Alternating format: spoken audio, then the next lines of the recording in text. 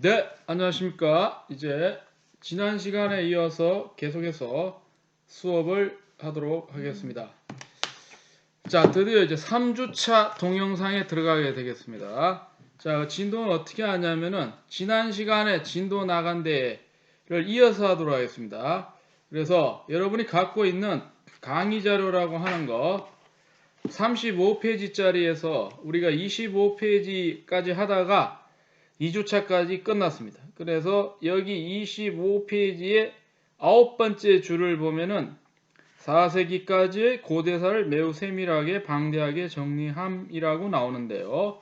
거기 이어서 이런 점점 심도 있는 이제 여기서부터 해가지고 진도를 나가도록 하겠습니다.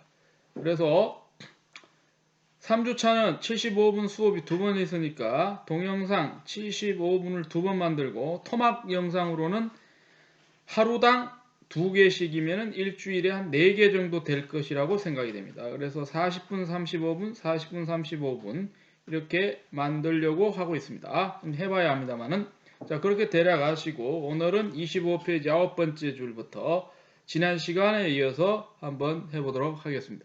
자, 그러면은 지난 시간까지 했던 것이 서양 고대사 연구에 관련된 것들을 했는데 연구의 역사를 했어요. 그래서 뭐 빈켈만이 나오고 역사주의가 나오고 그러고 난 다음에 신인문주의가 나오고 그리고 서양 고대사학과가 형성되어지는 과정들 그리고 여기에 기여했던 사람들이 조금 나오는데 테오도르 몬젠이랄까 에두아르트 마이어랄까 이런 사람들을 소개하다가 거기까지 끝났습니다. 오늘은 이어서 하게 되겠습니다. 그래서 서양 고대사의 연구사를 좀 더 하는데요. 25페이지를 보시기 바랍니다. 자, 이런 속에서 이제 점점 이제 그 연구 수준이 깊어진다는 거죠. 연구 접근이 그렇게 되는 가운데 이제 특정한 시대를 점점 전문적으로 다루게 된다.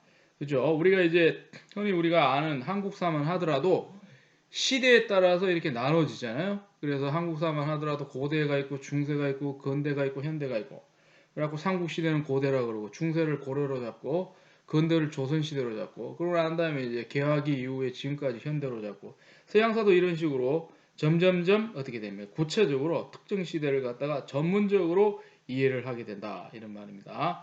그래서 서양사도 그렇게 가는 게 19세기 가면 이루어져 나간다라고. 그렇게 돼서 예를 들어보면 무엇이 있느냐? 그리스의 역사만 보더라도 그리스화 전체를 갖다가 놓고 봤을 때에 그 전까지는 그냥 쭉 그리스 역사다는 거죠. 그래서 길게 보는데 이제 19세기 가게 되면은 이 그리스 역사도 나눠서 보는 그런 인식이 생기게 된다. 특히 언제가 중요하냐면은 이제 알렉산더 대왕이 정복을 통해서 유럽 밖에 있는 영토를 그리스 역사로 끌어들이게 됐단 말입니다. 그게 언제입니까? 기원전 330년대 아닙니까? 그랬을 때 그 이후에 전개되는 역사는 우리가 좀 새롭게 재조명해 봐야 된다라고 해서 어떻게 됩니까? 그 당시 역사가들이 이거를 갖다가 그리스사에서 좀 더 떼내서 보자. 독립시켜서 보자. 그리스는 그리스지만 이름을 하나 붙여보자. 즉 알렉산더 이후의 역사는 좀 독특한 성격이 있다는 거죠. 아시다시피 유럽 밖에 있는 정복당한 그 나라들을 그리스 역사와 함께 가는 역사로 만들었다라고 보는 헬레니즘 역사가 형성이 되는 거죠.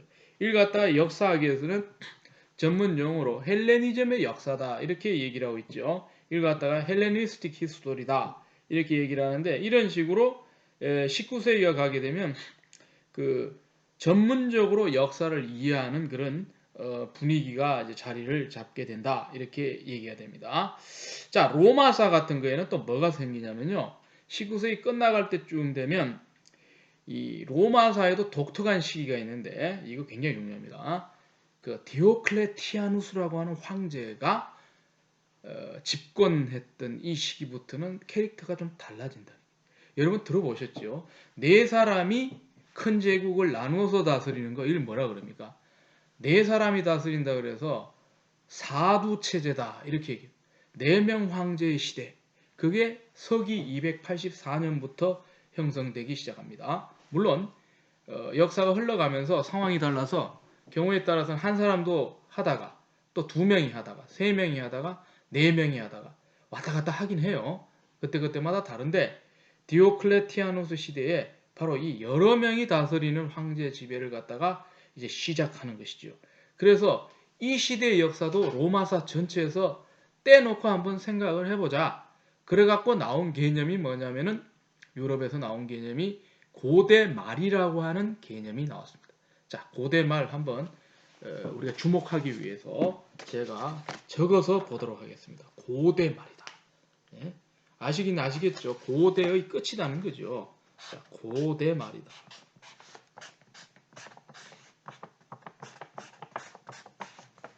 자, 뭐 잘 아니까 쉬운 한자로 고대 말이다. 고대 말. 자, 고대 끝 역사는 캐릭터가 굉장히 다르기 때문에 로마사에서 떼어서 독립적으로 연구할 수 있다라고 보고 그 19세기 이후로 이게 이제 붐이 일어나서 지금까지 한 100몇 년이 지나는 동안 로마사를 잘게 자르면 아주 많은 세부 역사로 나누는데 그 중에 중요한 한 부분이 마지막 시기입니다. 로마의 마지막 시기인 284년부터는 한 200년간, 길게 보면 300년. 이게 바로 로마사의 독특한 시기인 고대 말이라고 하는. 그래서 이 개념이 이제 나오기 시작했는데 이제 두 가지 전문 용어가 있는데요. 이제 각 국가별로 그 나라 언어로 어떻게 보느냐. 그래가지고 이제 두 가지가 있는데 이미 상식적으로 좀 알아놔야 됩니다. 서양 고대를 하려면 좀 알아놔야 되는데 자, 먼저 독일에서 이게 많이 일어난대요. 독일 발음으로는 이렇게 쓰거든요. 중간에 있습니다. 슈펫 안티케라고 합니다. 슈펫 안티케. 슈펫이라고 하는 거는 이제 영어로 치면 late 이후에라고 하는 말이고 안티케가 이제 영어의 ancient에 해당되는데 그래서 번역하면 늦은 고대다. 그래서 고대 말이 되는 거죠. 고대 말. 영어권에서는 이제 그 밑에 있는 말을 쓰는데 late antiquity 늦은 고대다. 고대 말이 되는 거죠. 그래서 한국에서는 이 고대 말로 번역합니다. 고대 말. 제정 후기라고도 뭐 달리 표현하는데 그건 좀 제정 후기를 잡기 따라서 정확히 이걸 지칭하는 건지 알 수가 없어요. 그래서 고대 말이라고 하는 표현이 가장 적합하다고 여겨지는데요. 이 고대 말만 전공하는 사람만 하더라도 로마사 전체 역사가 중에 제법 많은 사람도 있습니다. 뭐 우리가 어느 정도 된다고는 알 수가 없는데 우리나라는 아직 제대로 도입이 안 돼가지고 이걸 본격적으로 전문적으로 하는 사람은 제가 보기에는 아직 없습니다. 그러나 앞으로는 생길 것이다. 이 고대 말이라고 하는 것을 갖다가 이제 파고들어서 연구하고 있고 현재 이제 미국이나 서양 이런 저런 나라에서는 고대 말만 연구하는 사람만 해도 각국별로 굉장히 많습니다. 그래서 이게 뭐 아주 그 뭐라 그럴까요? 드문 연구 분야는 아니다. 물론 뭐 로마사에서 많이 다루고 있는 제정 초기랄까 공화정 말기야 훨씬 많습니다. 그러나 고대 말도 굉장히 주목이 된다라고 하는 거. 그리고 희소 가치가 있기 때문에 사람들이 굉장히 매력을 많이 느낀다. 그리스도 마찬가지예요. 헬레니즘보다도 그 전에 있던 아테네 민주주의가 번성하던 BC 5세기, 4세기 같은 거는 많이 다루긴 하지만 그 못지않게 점점 많은 사람들이 알렉산더 이후의 헬레니즘 역사에 관심을 많이 가지게 됩니다. 그래서 그러한 연구들을 많이 하고 있는데 그래서 어쨌든 간에 19세기가 진행되면서 이렇게 특정한 시대를 갖다가 이렇게 주목을 하고 이렇게 발전시키려고 하는 그런 분위기들이 굉장히 이제 뭐라 그러니까 지배적이 되어 가고 있고 그래서 역사 연구라고 하는 것은 전문화되어 가고 있습니다. 그래서 두 가지를 좀 얘기를 할 수 있는데 19세기에서 역사학 전체에서 두 가지 어떤 흐름을 우리가 볼 수가 있는데요. 역사 이론에 있어서는 무슨 일이 뭐냐 그 전까지 별로 안 나오는데 역사 이론 자체가 많이 다루어지면서 역사 이론도 전문화됩니다. 그래서 이게 체계화되고 역사 이론도 체계화. 그게 귀한 사람이 바로 독일 역사학자인 랑케 같은 사람이지. 이 사람이 근대 역사학의 아버지다 이렇게 얘기를 할 수가 있다 이 말이에요. 그리고 시대사에서는 특정 시대가 전문화된다. 특정 시대로 세분화된다 이렇게 얘기를. 요 두 가지 특징이 19세기에 이루어지면서 20세기로 가는 길을 활짝 열어놨다는 거죠. 이 두 가지 개념을 잘 알아야 됩니다. 자, 19세기가 가게 되면 역사 이론이 체계화돼요. 독일의 랑케 같은 사람이 이 공을 많이 세우죠. 역사를 어떻게 연구해야 되냐. 자기 자신을 완전히 해소시키고 정말 중립적이고 객관적인 역사서술을 해야 된다고 강조하면서 이 사람이 바로 근대 역사학을 만들어 놓은 대부다라고 해서 근대 역사학의 아버지. 그럼 우리가 알고 있는 것은 처음에 역사의 아버지는 첫 물꼬를 텄다고 해서 두 사람인데 헤로도투스와 투키디데스. 근대로 오게 되면 랑케가 이제 근대 역사학의 아버지거든요. 그리고 시대사도 이렇게 고대말 같은 거, 그러고 난 다음에 헬레니즘 역사 같은 걸 갖다가 옛날처럼 같이 이렇게 그리스 안에서, 로마서 안에서 보는 게 아니라 독립해서 이렇게 깊이 있게 파고 들어갈 수 있는 여지가 이제 생겨나고 있다는. 여러분 뭐 그런 말을 많이 들어보셨죠? 프랑스 혁명만 하더라도 그것만 전공해서 연구한 사람이 엄청나게 많다는 거죠. 아마 우리나라 역사에서 조선시대 연구하는 사람보다 더 많을 겁니다. 아마 프랑스 혁명만 연구하는. 왜냐하면 그렇게 연구할 수 있는 많은 값어치가 있기 때문에. 일단은 그게 전 세계적으로 큰 변화를 일으키는 아주 획기적인 사건이고, 그걸 갖다 기록하고 담아두고 있는 연구할 거리라고 할 수 있는 자료, 이제 역사 용어에서는 사료라고 하는 것이 많이 있기 때문에 그 분야만 집중적으로 파고 들어가는 사람만 해도 어마어마하게 많은 거죠. 그래서 이렇게 됨으로써 역사 연구는 어떻게 되면 아주 깊어지는 것이고 자세해지는 것이고 많은 사람이 연구하기 때문에 그만큼 많은 발전을 기대할 수 있습니다. 엄청난 찬반 의견들이 대립하면서 점점 더 발전되는 학문의 발전. 이 학문의 발전, 해결이 말한 것처럼 변정법적인 어떤 길을 취할 수밖에 없다는 거죠. 정이 있으면 반이 있고 정반이 싸우다 보면 이게 후퇴한다기보다는 좀 더 나은 합으로 나아갈 수 있는 그런 길들이 역사학에서도 이제 열리게 된다. 자, 굉장히 중요한 19세기의 전개 과정을 잠시 소개를 드렸습니다. 자, 그러면은 자, 이러면서 이제 우리가 이제 20세기를 넘어가서 이제 역사학이라고 하는 걸 보는데요. 우리는 오늘 여기 그 전체 역사학이 아니고 서양 고대만 보기 때문에 그것만 신경 써서 들어주시면 되겠다는 거예요. 자, 그렇게 됐을 때 20세기로 넘어오면 세계사적인 흐름이 뭐냐면은 큰 변화가 일어나는데요. 19세기까지는 기존에 있는 자료만 갖고 그냥 이걸 해석하는데 골몰했다 그러면 20세기 오게 되면은 사람들 사고 자체가 굉장히 변화하는데 이때까지 주목받지 못한 것들을 좀 조명해 봐야 되지 않느냐라고 하는 심도 있는 반성의 어떤 생각들이 있습니다. 이게 어디서 이제 주로 싹이 트냐면요. 프랑스에서 많이 싹이 틉니다. 그래서 여기서 이제 유명한 학파가 나오는데 아날 학파라고 나옵니다. 아날. 이 아날이라고 하는 영어도 아날이고 라틴어도 아날, 전부 아날인데 이게 무슨 말이냐? 이 연대기에 따라서 역사를 차곡차곡 시간 순서로 기록하는 이 연대기 자체가 아날이거든요. 뜻이. 근데 이 연대기를 갖다가 자기 이름으로 달았던 학파가 나오는데 이 아날이 나옵니다. 아날. 이 ES는 불어에서 발음이 안 되는데요. 이 아날 학파가 나와서 어떻게 돼요? 이게 결국 이때까지 조명되지 않은 게 무슨 역사냐면은 평범한 것에 대한 역사가 이제부터 필요하다. 그러니까 이때까지 우리가 주목했던 역사는 남아있는 자료가 평범하지 않는 대상들에 대한 거예요. 그러니까 왕들의 역사고 권력자들의 역사고 승리한 사람들의 역사고 인구의 대부분에 대해서는 조명이 안 될 수밖에 없어요. 왜냐하면 뻔한데 그 굳이 다룰 필요가 없다라고 생각해요. 그런데 20세기 가면 그게 아니에요. 평범한 사람들의 일상생활을 다뤄야 된다라고 해갖고 나오는 게 바로 일상생활사라고 하는 게 나옵니다. 독일에서는 이제 알탁스게시 시대라고 해서 일상생활사. 이제 발단은 프랑스에서 되고 전 세계적으로 퍼져가면서 이제 밑에서부터의 역사를 연구하는 그런 분위기가 20세기 가면 이제 많이 나오게 되는 것이죠. 자, 그래서 이런 분위기 속에서 제가 얘기하는 건 그건 아니고 서양 고대가 어떤 길을 흘러가게 됐는가 이 얘기를 좀 하게 되는데 간단하게 그럼 20세기에 들어오면서 다 이제 좀 생략을 하고 1945년이 되면 2차 대전이 끝나는 거예요. 2차 대전이 끝나고 이 전쟁을 일으켰다 패배하고 쉽게 말해서 패배 속에서 일었어야 했던 독일이라고 하는 곳에서의 역사학의 경향을 이제 좀 얘기를 한다는 것이죠. 자, 독일에서 2차 대전 끝나고 이건 좀 서양 고대하고는 관련이 없지만은 여러분 상식적으로 알아줘야 될 혁명적인 변화가 어디서 일어나느냐? 이게 굉장히 중요합니다.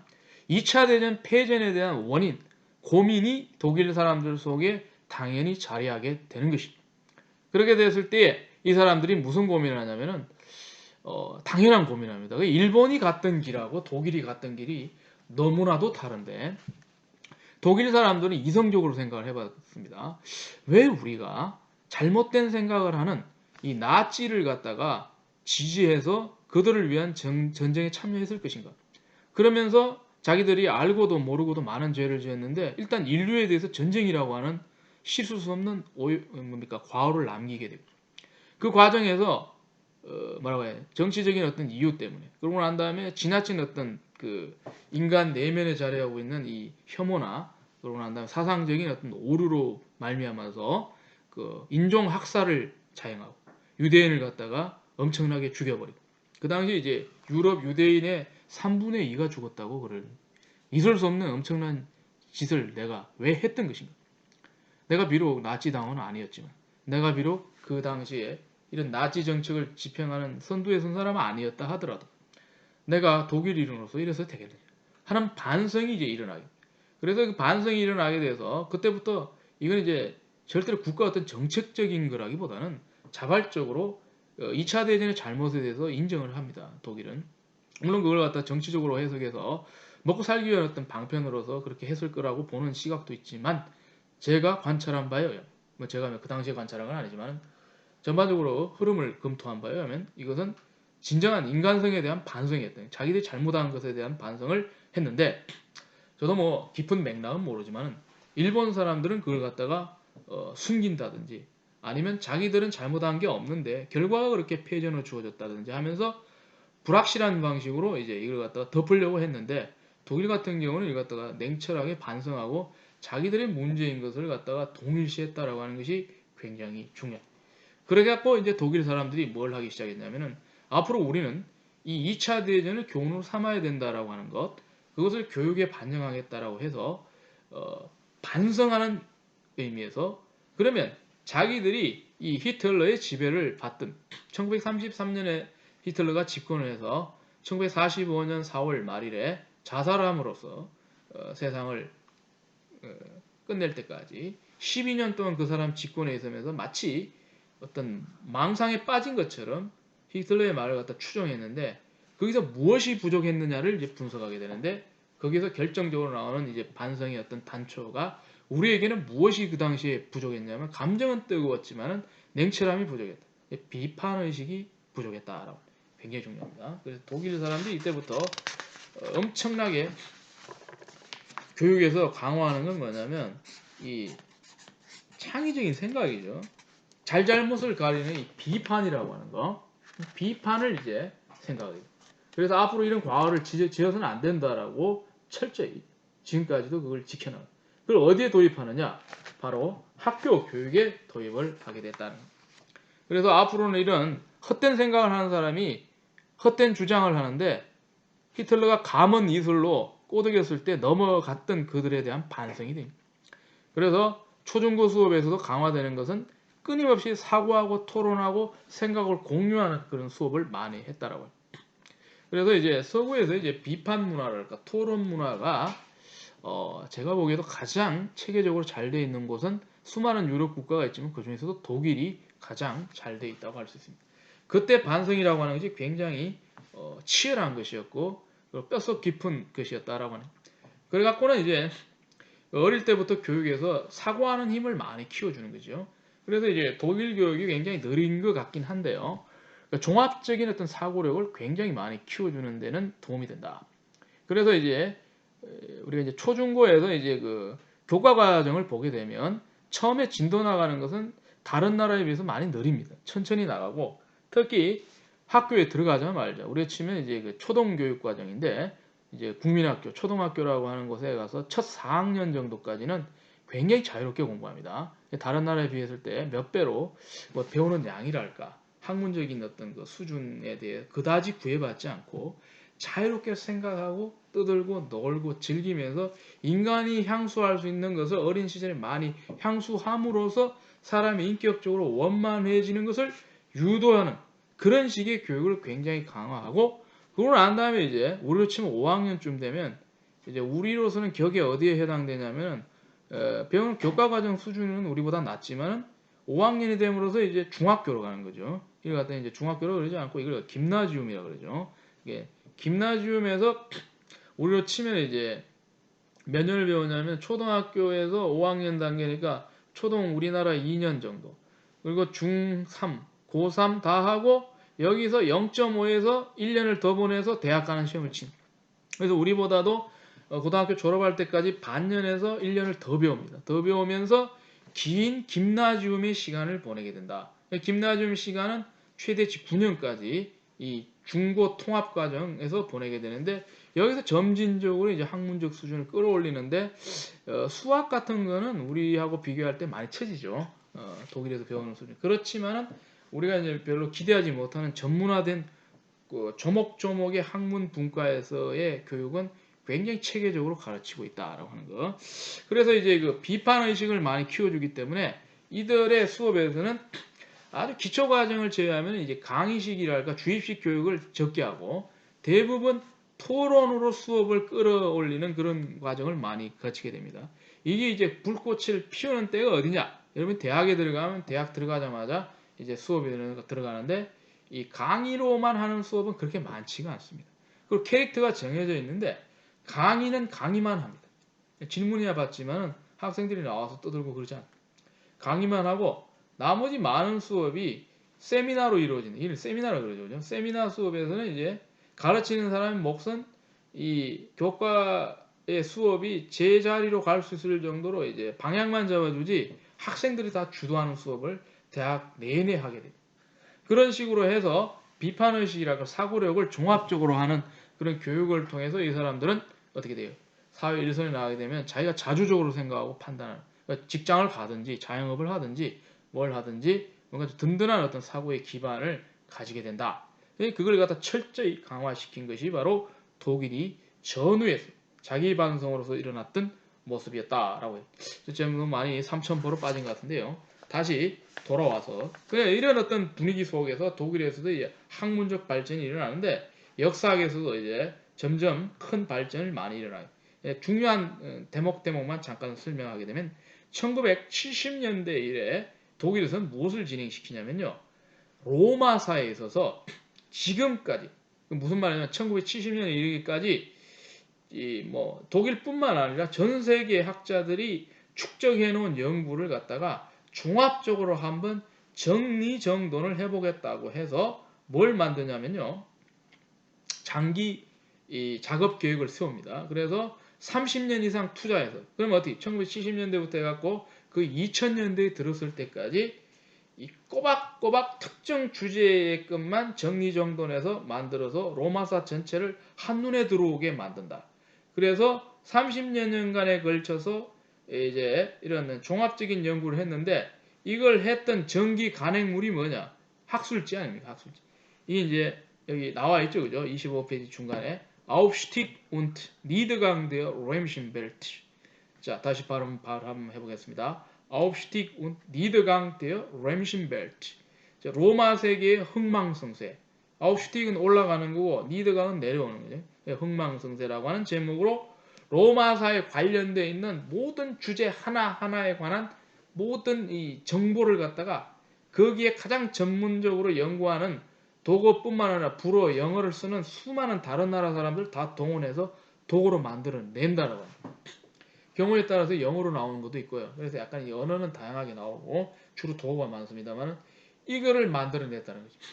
이거는 이제 웬만한 백과사전의 값어치 이상을 하는 굉장히 권위 있는 잡지가 되는 것이고 이게 꽂혀있는 도서관에 가면 이 책이 수십 권이 꽂혀있는데 권당 한 1000페이지, 2000페이지 되거든요. 그럼 이걸 쭉 일렬로 세워놓으면 여기 뒤에 이제 책꽂이 여기 보시는 것처럼 이런 책꽂이 여러분 화면에 보시는 거 3분의 2 정도가 꽂힌다고 보면 그 책만 그럼 로마사가 거기 다 들어있는 겁니다. 물론 100% 들어있는 게 아니에요. 중요한 것이 압축돼서 들어있는 이 작업을 수백 명의 학자들을 수십 년 동안 동원해서 꼬박꼬박 지속적으로 완결시키는 대업적이 일어납니다. 너무나도 이게 참 기가 막힌 일이죠. 감동적인 일인데 이런 이제 어떤 기획이 이루어지고 이루어질 뿐만 아니라 긴 세월에 걸쳐서 반드시 해내고 만다라고 어떤 은근과 끈기를 볼 수 있는 연구 태도다. 자, 그 얘기를 한번 했고 그러고 난 다음에 이제 몇 명의 개별적인 연구자로서 서양 고대사 연구에 영향을 끼친 사람들을 얘기를 하게 되면 여기 보면 크리스티안 마이어라는 사람이 나옵니다. 자, 이 사람은 독일에 있는 뮌헨 대학교의 교수로서 현재 이제 정확히 모르겠는데 살아있다 그러면 한 80대 중후반 정도 되는 나이인데 이제 활동을 활발하게 할 때는 제가 봤을 땐 70년대, 80년대로 볼 수가 있는데 이 사람이 후기 로마 공화정사에 있어서 정치학적인 접근으로서 큰 업적을 이루었다라고 할 수가 있습니다. 그러고 난 다음에 이제 계자 알펠디라는 사람이 나오는데 비문을 갖다가 연구를 해서 로마 사회의 계층을 연구를 했다. 그래서 이 계자 알펠디라는 사람은 이 비문 아시죠? 그죠? 비석에 새겨진 글씨 있잖아요. 그죠? 그래서 우리 거기 있는 걸 복사하는 걸 탁본이라고 그러지 않습니까? 화선지 같은 거 들고 와가지고 봉 같은 걸로 두드려서 치면은 그 글자가 찍혀져 나오죠. 확선지에. 그죠? 뭐 그런 식으로 이제 비문이라고 하는 게 있는데 이 비문을 갖다 연구를 많이 했다. 알펠디는 어떤 사람이냐면요.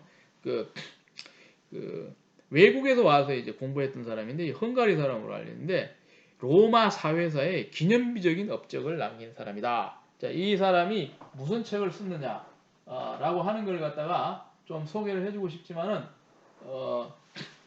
로마의 사회사라고 하는 책을 저술을 했습니다. 레미시의 조치알게 시시대. 그래서 로만 소셜 히스토리를 저술한 사람인데 정말 그 책이 아직까지도 수많은 사람들이 정경처럼 쉽게 말해서 탁월한 교과서처럼 활용하고 있는 걸 제가 실제로 목격한 적이 있다. 알펠디라는 사람이 중요하고 그리고 에곤 플라이기라는 사람은 저도 개인적으로 이메일로 연락을 주고받은 적이 있고 2011년도에 제가 이제 주고받은 적이 있는데 지금 이제 은퇴를 했을 거라고 생각이 되는데 이 사람이 이제 로마 제정기에 대한 사회적인 연구를 또 했던 사람이고 또 한 사람 중요한 사람이 누가 있냐면 이런 사람이 굉장히 중요한데요. 굉장히 저명한 학자이기도 하고요. 칼 크리스트라고 하는 사람이 있습니다. 독일의 유명한 대학교 마르부르크 대학교에서 1989년까지 교pon을 잡았던 교수인데요. 이분이 주로 했던 게 뭐냐면 대학생들을 위한 주요한 개론서를 많이 썼다라고 하는 거. 이 사람이 쓴 책 중에 좀 좋은 게 뭐가 있냐면 여기 칼 크리스트라고 이름이 나오죠. 그죠? 칼 크리스트. 디 레미시의 카이자짜이트라고 그래서 얼마 안 됩니다. 한 100페이지 약간 넘는 요 조그만 소책자에다가 아무나 봐도 이해하기 쉽도록 로마의 제정기 그러니까 언제냐면은 그 아우구스투스부터 디오클레티아누스까지 그럼 어떻게 돼요? 기원전 한 27년부터 해서 서기 284년 대략 한 300년 약간 넘는 시기에 로마 제정기를 갖다가 다루고 있습니다. 284년이 되면 디오클레치아누스가 시작이 돼서 이제 제정기 중에서도 고대말로 넘어가는데 여기에 대한 이런 책은 누굴 보라고 쓰냐면요. 전문가들이 보면 뻔하게 아는 거거든요. 잘 모르는 사람들이 쉽게 보라고 간단하게 소책자로 이렇게 딱 이렇게 썼다. 저도 예전에 이제 처음에 이거 보고 굉장히 유용한 것 같아가지고 개인적으로 한번 번역을 해보려고 이제 시도를 하다가 시간이 없어가지고 자꾸 미루다가 지금까지 못하고 있는데 굉장히 좋은 책이고 여러분이 이제 도구를 해독할 수 있으면 참 좋습니다. 이걸 읽으면 로마사를 갖다 이해할 수 있는 그런 길이 열리는데 영어가 아니기 때문에 접근하기 굉장히 힘듭니다. 어쨌든 간에 이 칼 크리스트라고 하는 사람이 굉장히 이 대학생들을 위해서 이 뭐라 그럴까 좋은 책을 많이 썼다는 거예요. 저도 개인적으로 이제 바라는 바는 뭐냐면 시간이 된다면은 이 일반인들을 위해서 특히 대학에서 전문가보다는 대학생들을 위해서 좀 기여를 많이 하는 것이 실제로 남는 게 아닐까라는 생각을 많이 해보게 됩니다. 자, 세월이 흐르면서 독일에서 여러 유럽 국가에서도 고대사 연구는 기존에 있는 사료들이 대부분 작업된 상황에서 새로운 연구 분야를 찾는 대로 나아가게 된다. 그래서 이제 무슨 얘기를 해야 되냐면요. 이제 서서히 연구가 이 대상이 확대가 된다니. 연구 폭이 확대. 이걸 갖다 흔히 우리 전문 용어로 연구 지평이 확대된다. 여러분 멀리 보는 지평선 있잖아요. 연구의 지평이 쫙 확대되는데 예전에는 아유 이건 무슨 연구하면 되냐 이런 생각해가지고 뭐 나중에 해야지 이건 뭐 하는 거를 요즘 많이 하고 있다는 거죠. 예를 들면 여기 나오는 거죠. 소수 집단 연구를 많이 해요. 흔히 여러분 마이너리티라는 얘기를 많이 하잖아요. 이때까지는 이제 기득권 집단을 많이 연구합니다. 뭐 정치 권력을 누가 잡았냐 그 사람 연구하고 그런 다음에 전쟁에 누가 이겼냐 승자에 대한 연구를 하고 돈이 누가 많냐 뭐 이런 것들 연구를 하는데 이제는 뭘 연구하냐면 자료가 필요 없기 때문에 지금 손대기 힘들었는데 소수 집단 연구를 많이 한다. 이 소수 집단을. 이런 집단이 뭐냐면은 여성 연구. 1980년대, 90년대에 이 로마사에서 많이 되던 연구가 여성을 연구해요. 그러다 보면 가족을 연구하고 여성의 역할을 연구하고 물론 이제 주로 많이 했던 분들이 다 자연스럽게 여성분들이 많이 연구자였지만은 그런 연구를 많이 하면서 어떻게 돼요? 연구 지평이 확대되죠. 그죠? 이때까지 우리가 알고 있는 거는 뻔하게 우리 눈에 보이는 사람을 많이 했는데 이제는 이렇게 다른 쪽에 있는 사람들 연구를 많이 한다라고 합니다. 그리고 어린이 연구도 합니다. 제 눈으로 직접 본 게 뭐냐면요. 제가 그때 유학 갔다가 돌아오기 전에 이제 마지막 유학 시간에 어떤 1, 2년을 보내고 있을 때 가던 학과에 있는 어떤 여학생이 무슨 연구를 하냐면은 서양 고대사에서 모자 관계를 연구를 봤을 때 이런 느낌이 왔. 드디어 이것도 할 때가 됐다. 가족사가 나왔으니까 범위를 갖다 좀 더 압축을 해서 어머니하고 자식 관계를 연구. 그 연구 아직 나온 적이 없다는 거죠. 나오면 완전히 새로운 거죠. 굉장히 조명돼야 된다. 그리고 특정 소외 집단을 많이 하는데 독일의 이제 함부르크 대학의 모 교수는 무슨 연구하냐면 범죄 연구를 합니다. 로마 시대의 범죄가 어떻게 전개되느냐 이런 것들도 이제는 이제 다룰 때가 됐다라고 합니다. 옛날에 너무 특수하다 그래서 뭐 나올 게 있을까라고 생각했는데 그렇지가 않더라고요. 그렇게 해서 연구의 지평이 굉장히 조밀해지고 그러나 깊이 들어가면서 상상을 초월하게 다양한 연구들을 많이 하고 있다라고 하는 거 이걸 갖다가 여러분들이 아셔야 된다. 자 그러면 이제 밑에 따옴표로서 이제 지금도 현역에서 활동하고 있는 독일의 유명한 서양 고대사가 한 사람의 이 오늘날 전개되고 있는 서양 고대사 현실에 대한 한마디를 갖다가 딱 봤는데 이렇게 말을 하고 있다. 서양 고대사학과와 서양 고대사 연구가 처한 현실이라고 하는 것은 이 학과는 결코 포기될 수 없는 중요한 연구 분과이다. 사회적 현실은 점점 고대사학과에 대한 지원이 줄어드는 현실. 그러나 이것은 현실이 그렇지만 앞으로는 또 이거만큼 전망이 좋은 것도 없다. 그래서 계속해서 이 지중해에 관련된 여러 나라들이 당연히 관심을 가지게 되는 고대사에 대한 지명도와 전망은 기대해 볼 만한 것이다.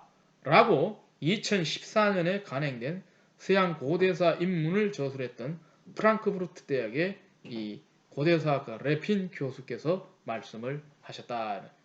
자, 여기까지 서양 고대사 연구사에 대해서 얘기를 하고 이제 이 유튜브를 제가 이제 첫 영상을 갖다가 40분짜리를 만들려고 그러니까 이제 7분 남았는데요. 7분 동안 시간 되는 데까지 이제 26페이지에 나오는 사료인데 이거는 이제 앞에 나왔던 사료는 역사학 전체 사료를 우리가 했죠. 오늘은 서양 고대사에 관련되어 있는 사료를 한번 보도록 하겠습니다.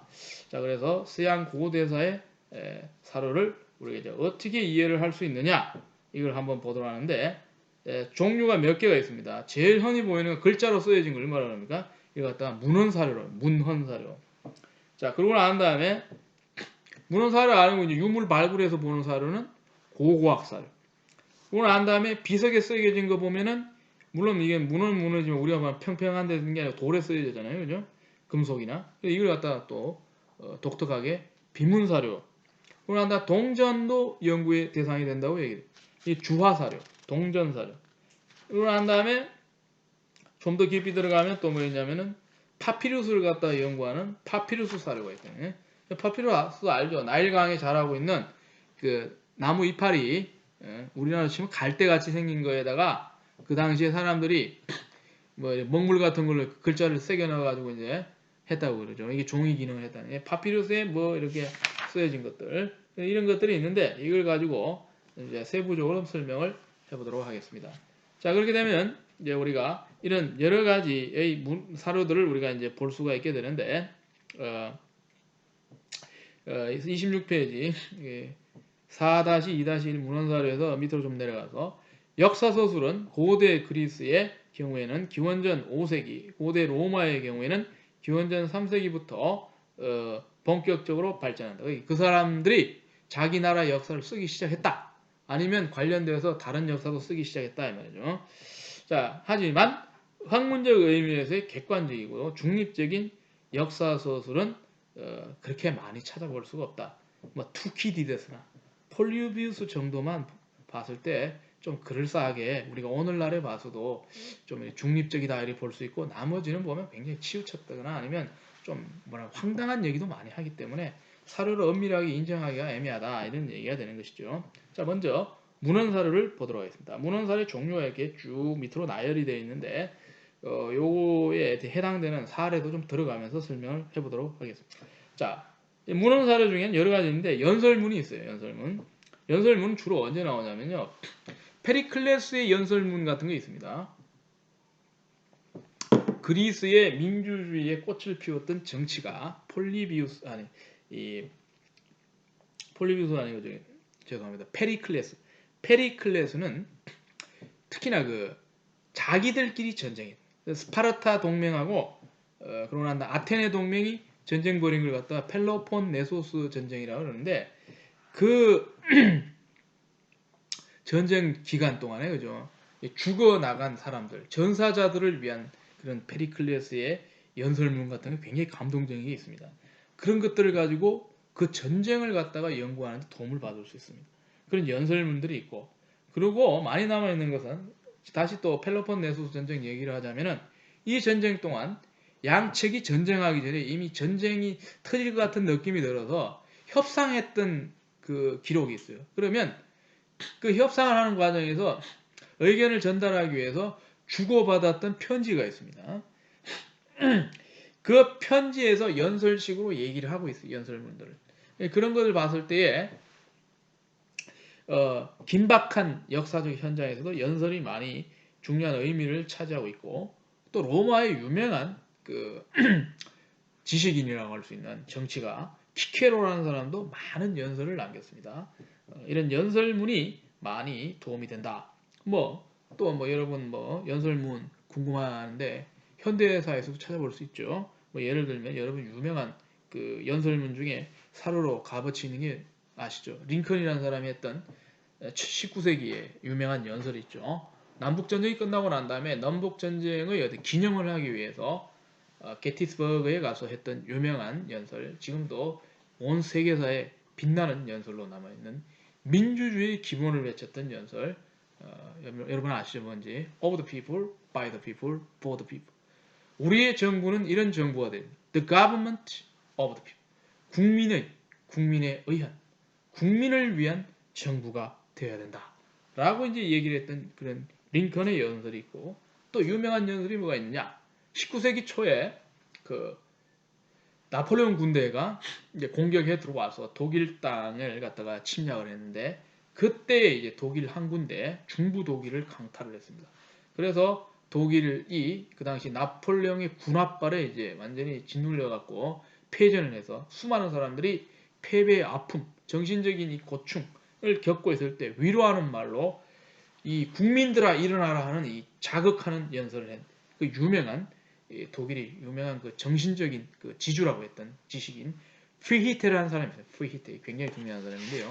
이 피히테가 했던 유명한 그 당시 이제 민족주의가 일어나기 시작하는 그런 물꼬가 트이는 그런 시대인데요. 19세기 초에 나폴레옹이 그 시기를 쳐들어왔는데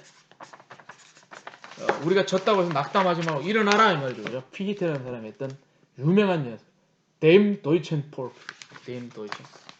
이 뭔지 아시겠죠, 여러분들? Dem Deutschen Volk.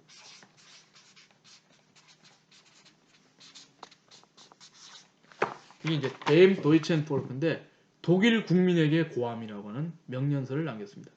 자, 이 똑같은 문구가 어디 붙어 있냐? 저도 이제 늦게 봤는데 2009년도 여름에 말입니다. 여행차 베를린에 여행에 갔는데 거기에 보니까 국회의사당 들어가는 그 진입구 쪽에 광활한 잔디밭이 조성돼. 그날 날씨가 굉장히 따뜻하고 더웠는데 햇빛이 쫙 비쳤는데 그 당시에 제가 국회의사당 그 광활한 국회의사당 보는데 그 국회의사당의 현수막에 큼지막하게 써져 있습니다. Dem Deutschen Volk. 아무래도 피히테의 그 당시에 명연설을 갖다가 가슴에 품고 이 문구를 갖다가 남긴 것이 아니냐 이런 생각을 해보게 됩니다. 그러고 난 다음에 우리나라 역사에도 여러분 잊어서는 안 될 게 뭐 있어요? 우리나라가 이제 1900 그 몇 년도입니까? 10년에 경술년에 한일합방이라고 일본 사람들이 막 우리는 이제 국권을 넘겨준 날이고 그래서 한국의 주권이 사라졌죠. 그래서 그걸 가슴 아파하면서 장지연이라고 하는 민족 지사가 황성신문인가요? 정확히 모르겠는데 거기다가 논설을 냈죠. 그죠? 그 연설문 같은 느낌을 주는데 시일야 방송대국이라 이 날을 목놓아 통곡하리라 이렇게 얘기를 해요. 우리나라 주권이 사라졌다는 연설문 같은 것들이 굉장히 많아요. 여기까지 하니까 40분이 돼가지고 여기까지 이제 연설문까지 하고 다음 영상에서는 토포이로 넘어가도록 하겠습니다. 자, 감사합니다.